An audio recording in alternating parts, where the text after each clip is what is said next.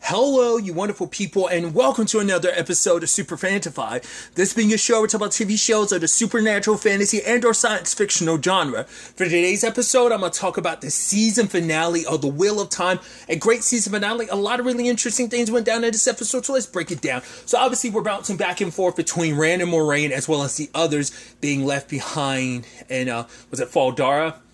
So, Moiraine and Rand are making their way through and they find a soldier's dead body. Apparently people from Faldara come in there to try and test their mettle, but it's kind of basically about letting your pride get the best of you. It was almost interesting because it almost seemed like that statement could have been held to Rand as well of don't come rushing into things, you got to take your time. But essentially she wants Rand to kind of rest, and he's actually bringing up the fact that he's never channeled before, and he wants Moiraine to actually teach him how to channel. She's like, I can't actually teach you that. She's like, there's actually an Aes Sedai that I looked up to, admired so much. I want to be like her. She was perfect. And it's like, when I asked her to help me channel, she proceeded to come into my room at night, and she kept attacking me until until I eventually my survival instincts kicked in and I automatically channeled. I was like, that's a dark effed up way. That's like some Heihachi throwing Kazuya off the cliff type of thing. That's like that very Spartan thing of I'm gonna leave you out in the wild to make you strong. I was like, I'm curious. It must not be obviously it must not be an Aes Sedai. Once again, still unclear whether Aes Sedais live for a very long time or not. I don't think they do. It seems like they have normal human lifespans, at least from what we've seen. Who knows? But I doubt that Aes Sedai is around anymore. Which, really quickly speaking of the Aes Sedai, I should have actually started at the very, very beginning where we meet the previous Dragon Reborn, which I'm like, it's interesting that they're like, oh, that's 3,000 years. So it's like, is it always 3,000? I guess, and that also puts a year increment, because I was like, I didn't know how that worked. Because, the comparison I made before was the Avatar, from Avatar The Last Airbender. Those are normal human lives. So, the next Avatar is born when the previous one dies at a normal length, so it's so it takes through. To be fair, we're also talking about, they made it clear not everyone reincarnation in this world isn't an immediate thing. It takes a long time for a soul to pass back through the wheel and get spun back out. So I guess the average thing, for everyone is 3,000 years, or is it just a dragon? That's kind of interesting. I think it's almost like a universal thing of it roughly spins the dragon back out when it's needed, when that time comes again, when it's right, whether you join with the Dark One or you challenge the Dark One. I think when that comes back around, it's it's the universe seeking balance, which it's kind of a key thing that comes up this season finale. But I think maybe that's it's right. While the Dark One exists, there has to be some balance of kind of evening the scales a bit, so maybe that's why that works like that. Not less this previous iteration of going from the previous dragon Luz to Rand. I just because they've talked, because once again I was wondering because I brought this up earlier in this season, wondering whether or not there was only one previous dragon and that Rand's technically the second one, but then low gain reference, oh, I can see the lives of all the previous dragons, so it's because every 3,000 years is kind of, I guess, the new age that they kind of find themselves in. We don't know how far back this goes. But like I said, we meet the previous Dragon Reborn, Luz, and he's talking to the Aes Sedai, what's her name, Latra, who's the current Amaranth seat at the time. And obviously they're friends, which is interesting how that kind of works out. Because it seems almost like that relationship almost, I don't think it's not an exact parallel, but I was wondering if that's kind of what they're aiming for a little bit, especially with the current circumstances of Rand and Moiraine, that they were kind of going for a little bit of that. But obviously Latra and Luz's relationship runs deeper because it's old friend, because he wants to basically let the Dark One touch him, because he wants to get rid of the Dark One forever. If we not just lock him away, destroy him, because it seems like that's the process over and over again. You can never fully destroy him. You have to basically lock him away for another 3,000 years. And Luz wanted to kind of change that for the sake of his child, but Latra was like, no, you can't do this. I won't support you. I won't help you, because it's you will fail. And he's like, I won't fail if you help me. But for her, it's this moment will be, when a overwhelmed woman just trying to make her old friend see like kind of the errors of his way, but he was kind of stuck in what he was going to do. So, and let's not forget, he is the dragon that broke the world. So all his plans, his machinations, trying to do what's right, trying to make a better world for a child, ended up backfiring in his face, and he once again ended up breaking the world in the process. There was also this sweet conversation that never I think Moraine purposely did this, but like Rand asked us like, so was it hard? And she was like, was what hard? He was like, leaving him behind. She didn't answer because it was, but also it's just kind of like, I guess she's like, right, in this moment we got to focus on this, and like I can't distract myself. The fact is, like, because of the connection between an Aes Sedai and their ward, leaving Lan behind probably felt like leaving behind a piece of her heart, just like Rand having to leave behind a piece of her heart with Egwene. Which back in Fardara, like, they're trying to figure out, you know, Egwene wants to go after them, but it's like, we don't know where they are. The only person who knows how to get there is Moraine. And so she's even asking Perrin, like, are we good? And he's like, yo, we'll always be good. Because it's like, right, she loves him, but also, like, you know, Perrin's like, I love Rand too. So it's like, especially where things left off, like, he made up with Egwene, but he never made up with Perrin. So, but Nynaeve, and once again you see that like very heartbreaking moment of like her like seeing the connection between Lan and Moraine. It's like, right, you have to find her. It turns out like I didn't track you to find you guys initially back in the end of episode 2. I actually tracked her. She has a tail, which I'm like, what is that tail? Because they made sure not to tell us, but I'm curious what it is. Like, because Nynaeve, when she tries to listen to the wind, it doesn't work because she's like, I haven't been able to tap into it since I channeled. Because for her, I think her biggest motivation being a wisdom and everything was the fact is like, because being able to hear the wind, it, you know, she explained, Moraine explained it to Egwene that it's like basically the same thing as channeling, just like different cultures have their different ways of interpreting it. So she still can, but I think it's because it's a psychological block, having issues with, you know, channeling and being kind of like considered to be an Aes Sedai. Plus, I think everything with Lan, like her heart's conflicted. She's not in the best headspace. So, you know, but she says I think it's just upon like channeling and just your entire world flipping upside down, she kind of questions a lot of who she was and is. At least, because anytime Moraine was there, she always pushed Moraine away. Egwene always like embraced Moraine, so like she's a little more ahead in that regard when it comes to Nynaeve, even though like I think the argument could be that Nynaeve is like way stronger than Egwene, at least at this point in time. But she points Lan in the right direction, and it's them admitting like, right, there can never be a thing between them no matter what. It's like, right, he has his duties to Moraine, and he's like, right, whatever man that you marry, because wisdoms aren't supposed to wed, or like, not necessarily, I guess it's just whoever you end up with, I will hate him. Well, because I don't know what that's supposed to mean, like, wisdoms are supposed to marry a very specific person, because she said wisdoms aren't supposed to wed, but she's like, oh, I'm going to go somewhere else, and he's like, whatever man finds, you know, it's like, right, I'm going to be upset and hate him because he's not me, but I will love him because he's able to put a smile on your face. So she points him in the right direction, and he goes after Moraine and them.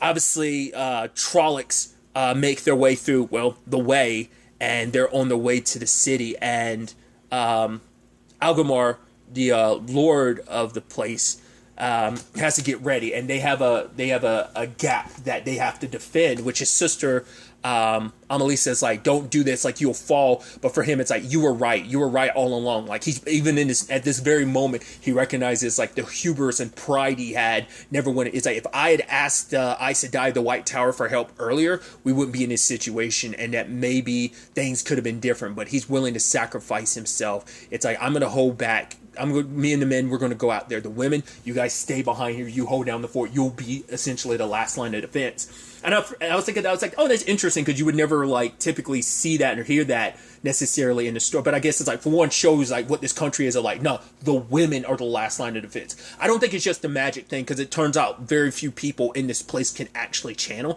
It seems like there's only 3, technically 4, but men, the seer, she bounced once trouble was on its way, because she kind of saw things for what they were, but also she has no intention of admitting, because if like things go side, well, her powers as a seer, so I don't know if that's necessarily the same thing as channeling. I would assume it would involve the same process to some extent. It's just like channeling it in a more physical sense rather than kind of like her eyes being able to see the future. But all hell is about to break loose, and it's like, right, no matter what we can do, at the least we'll send out messengers to every army, in the very least. If we fall here today, then at least we will have given enough time to all the men and the women in the world to find a way to this battle to, end things and, protect themselves, It's like, right, their city has never fallen before, and they're going to make sure that it doesn't. So, it was this sweet moment between these siblings like that. And sadly, at the end of the day, both of them died. Well, he got it pretty light because he just got like a spear thrown in. It's still rough, but I think his sister got the rougher end of the deal when she started channeling.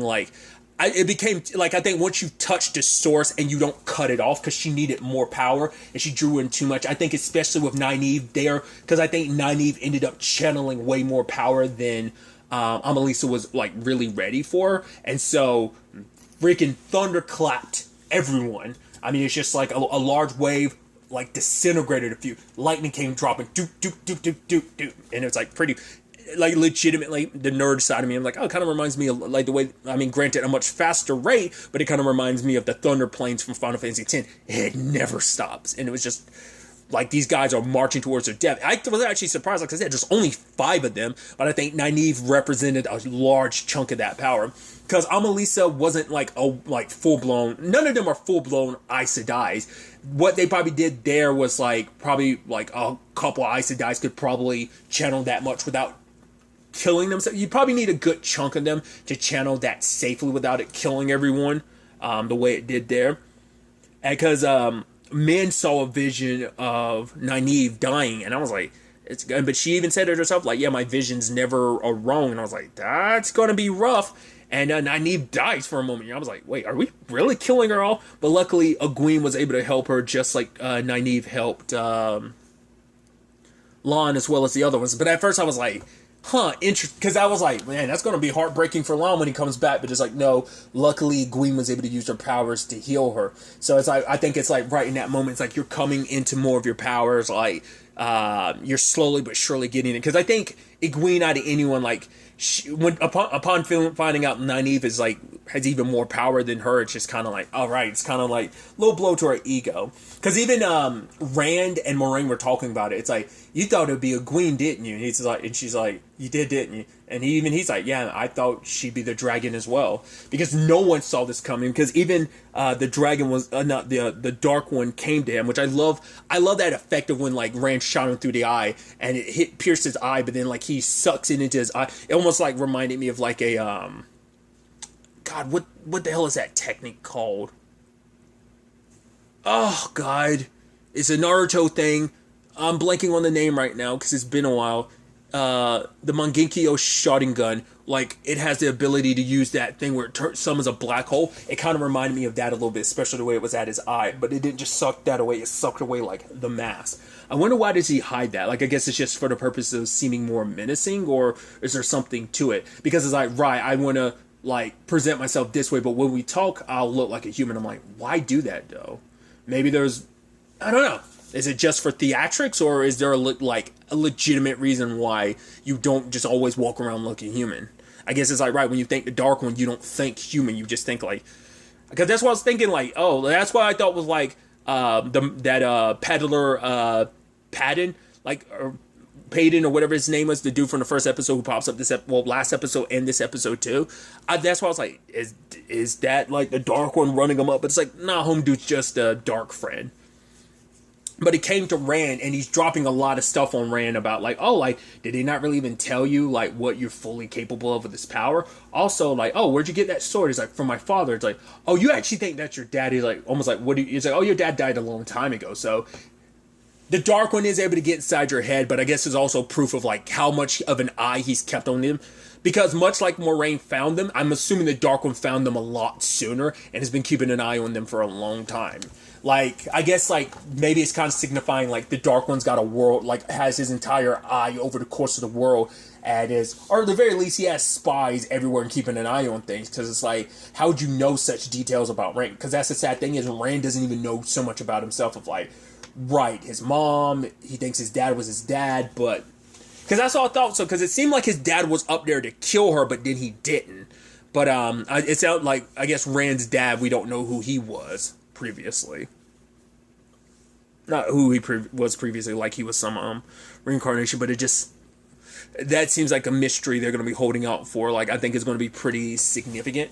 Like I said, his mom seems like she's an IL, so maybe his dad is too, or just someone of major significance, the way they're kind of like hiding that. But the Dark One seems to know. Hell, Rand even stabbed himself to try and wake up from that dream. But they trudge along, and they find where the Dark One rests. And I like this moment where, like, Rand was like, wait, you said whoever comes with me will die. Does that include you? Moiraine doesn't say anything. He's just like, stay. And she just kind of ignores him like, no. Granted, she has her own reasons for coming, but also it's like, you're not going to tell me what to do, boy. Like, I'm going to see this through. This is kind of my mission before it was even yours. So don't think just because you're the dragon high and mighty, like, no, we're going to see this through together. Whatever end result it is what it is. But because Rand is starting to remember. I wonder if that's supposed to be typical in this universe where the dragons, well, because Logain's situation was, it was the madness taking over him, but in Rand's case, he started remembering Lou's, and Lou's, like, confrontation with the Dark One, and he gets trapped in this fake memory of, like, this concoction by the Dark One, and be like, oh, I'm giving you everything you want. And obviously, I love how they kind of flip the script on you a little bit, where it's that typical thing of, oh, I'm going to ask Egwene a question about, like, their childhood, and it's like, right, what did I scrawl into this tree that, when we ended up returning back to our home after like 3 days, because we got over what was making us so mad, and we went back. But whatever. And she's like, our place, and it's like, oh, it's you. I was like, yeah. I was like, nah, this ain't real. But I'm like, oh, okay. But the point is, like, he's able to, because it's based around what you want. So you want it to be real. So it's probably, once again, the Dark One's also able to get in your head, so he probably already knew the answer. But I love that, flipping the script a little bit like that, because it's like, in moments like that, you think like, oh, you're going to get it wrong. Situations come up, video game wise. I've seen it more recently in a TV show. I won't spoil what TV show it is, but it was like the most recent season of something I was watching that kind of had a similar, like, oh, knowing the answer. It was actually not knowing the answer. And that's what I expected. I thought Rand was going to be like, oh, you know the answer? Even I don't know the answer, so the fact is you know the answer. That's why I was wondering, but like, it's like, no, he knew the answer, and the fake Egwene did too. I mean, even their child, which we know men saw that. This men saw him with the child, though, I thought was interesting, so... Because what the men says, no matter what, the good and bad of what she sees happen, so it does mean that at some point, Rand will pick up his child. Now the question is it Egwene's or is that someone else's child? We saw like that's what he wanted it to be, Egwene's child, but we don't know for sure if it ends up being Joya. And it's like, right, you have the power to shape the world into whatever you want it to be. All you have to do is focus on it and just make everything real. Channel all your power into it. And on the outside, Moiraine has a blow.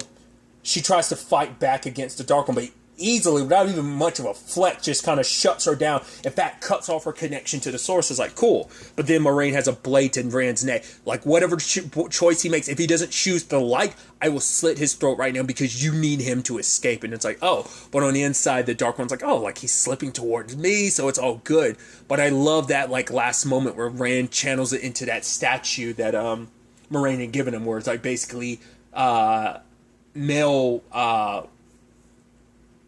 like people channeled energy into it. 1,000 of them pour all of their energy into it.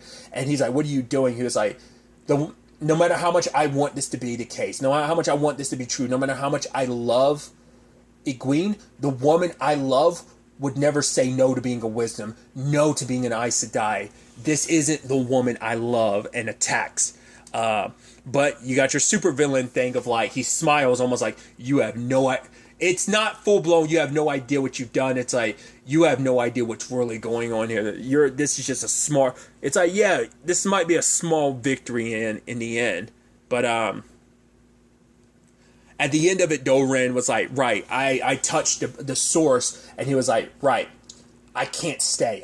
We can't go back to, the town, because for him, I touch the the source and I will go mad. And I thought that was interesting because I thought as the dragon he wouldn't. But I think it's a little different when you're just channeling a little bit, but when you full on touch the actual source like he did in that moment when he was channeling, that's what separates and makes it so now he's going to go mad from it. You know, it's like I didn't expect that because I thought like as a dragon he'd be immune to that. So he has to worry about it because like once you're going mad, you end up killing everyone you care about, and Rand doesn't want that. So he's even telling like Moraine like, right, lie to the others and tell them I died here, because if I died here, they won't come looking for me, you know? And Moraine's like, I can't lie. He's like, you'll find a way around it, but you owe this to me, you know? And she's like, where will you go? And he's like, goodbye, Moraine.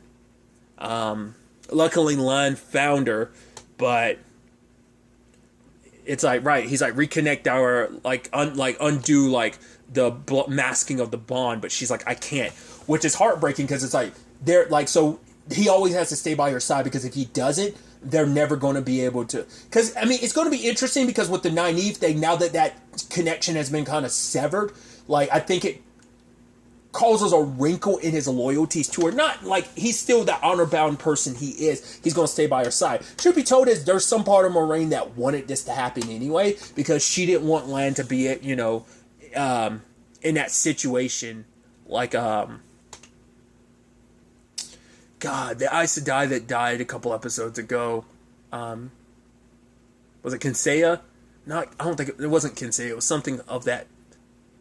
It was something of that sort in her reward. Like, she kind of wanted to set Lan free from that burden, but also there is this thing of like, we've seen what happens to people in general, men, when they get cut away from the source, and we're seeing that with Moraine, because it's like it's defined you for so long. Like, once you've tasted that power and it's been a part of you for so long, to have that taken away, like what that would do to you.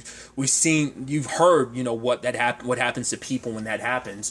So I'm curious. That's definitely going to be a struggle for Moraine going forward.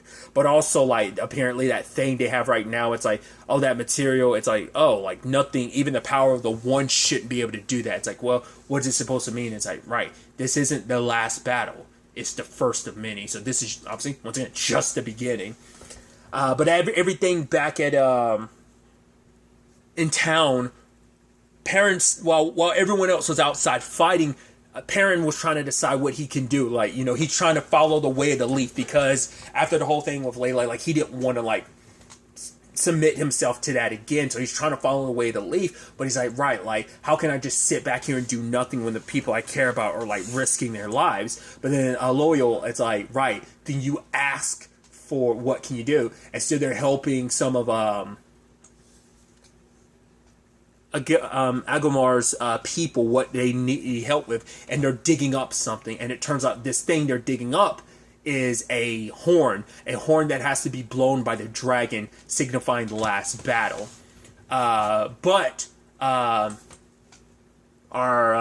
merchant friend, our peddler, comes along with two Fades and murders everyone, including Loyal, and I was like, wow, I thought he'd be like sticking around. It's like, no, he's super dead. It's like, Jesus. Apparently, I just heard this recently from someone. Apparently, like, there is a crap ton of characters in this show, so I guess it's almost that thing of some of your main people might be sticking around, but don't get too acquainted to all these other characters. You'll learn their names, and just as quickly they're gonna drop dead. I think it's supposed to be kind of that type of series. I don't know if necessarily Game of Thrones level type of thing, but maybe not. Once again, I don't know. It's not the best example for me to use, considering I haven't watched Game of Thrones, but I know, like, they run through people, like, oh, don't get attached to anybody, they could drop dead any moment type of thing. But,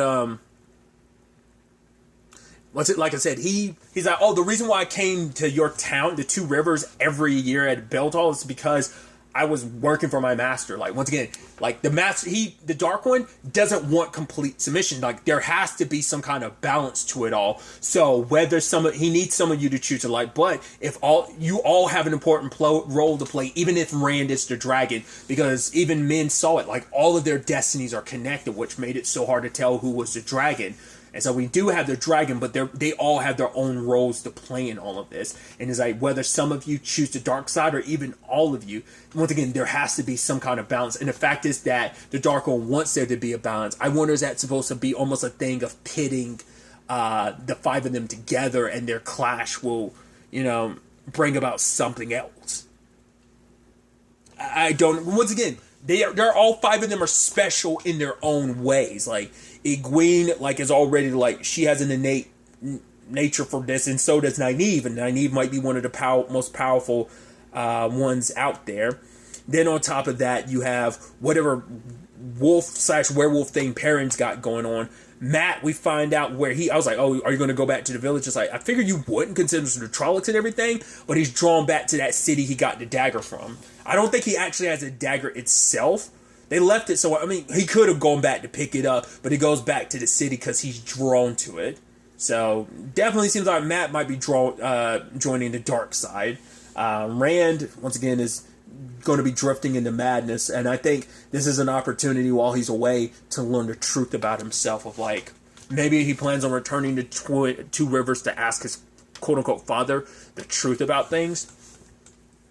But yeah, like, Perrin might go dark side because, like, the moment, like, he's confronted, like, he picks up a weapon, and even the peddler dude was like, right, the moment something's said to you, you immediately pick up the weapon, so, like, maybe you'll fall to the dark side, but it's like, right, this won't be the last time we see each other. Like, once again, you all have your own roles to play in this, which I think is fascinating. So, sets up some interesting stuff. So, like, once again, this isn't the final battle. It's just one of many, and what those tides look like as things are changing. Well, tides is a very interesting word to use, considering we got, like, our end scene where, I guess, we're on, like, what was it, the far west coast. Like, an army shows up.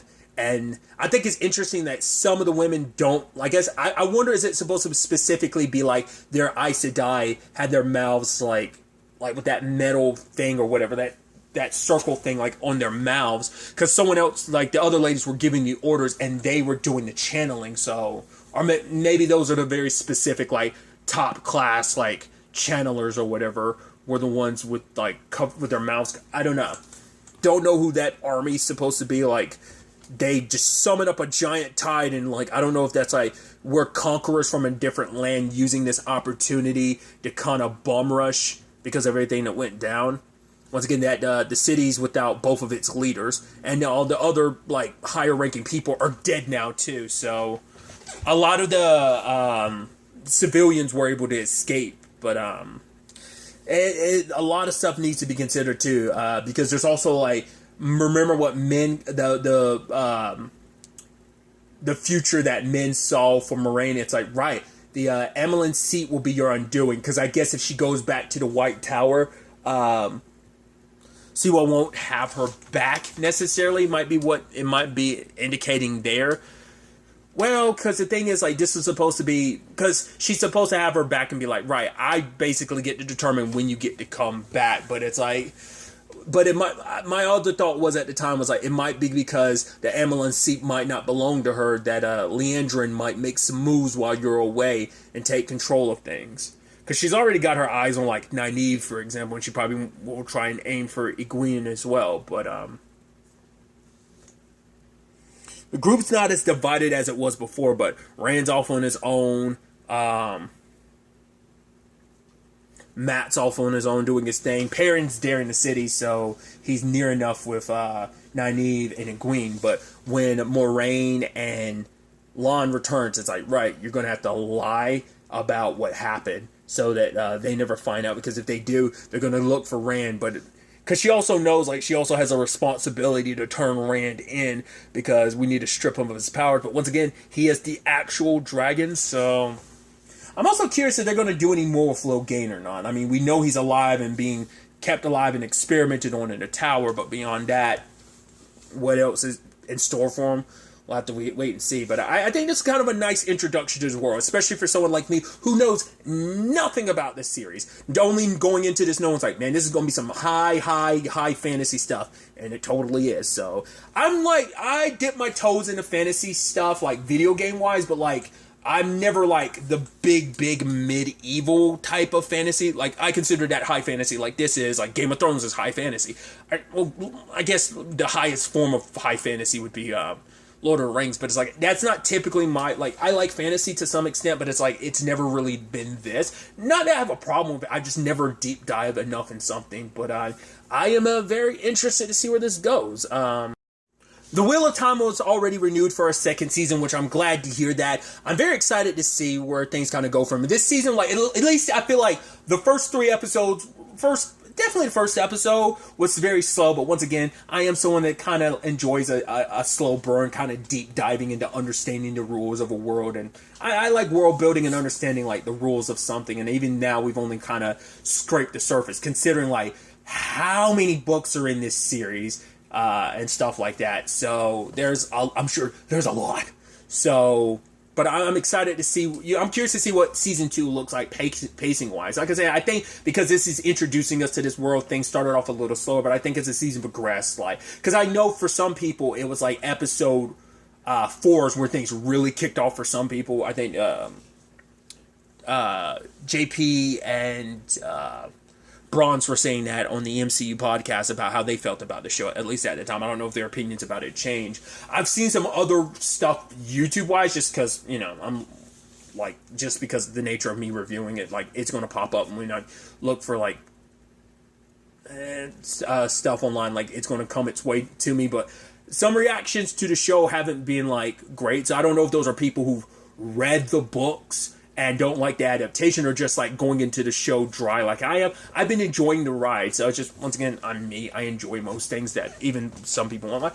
Love it or hate it, like that's fine. I'm not going to judge someone. I just thought it was interesting. What I saw reaction-wise was mainly negative stuff, but I mean, that's not indicative of everyone, but still, regardless, I'm excited to see where season 2 takes us, what new characters we get, we find ourselves on, where our 5, well, technically 7 heroes takes us, because, like, you gotta throw Lan and I keep bouncing back and forth, Lan and Moraine, plus all the politics of the White Tower. It's definitely going to be interesting to see what happens, but really, that's all I want to talk about.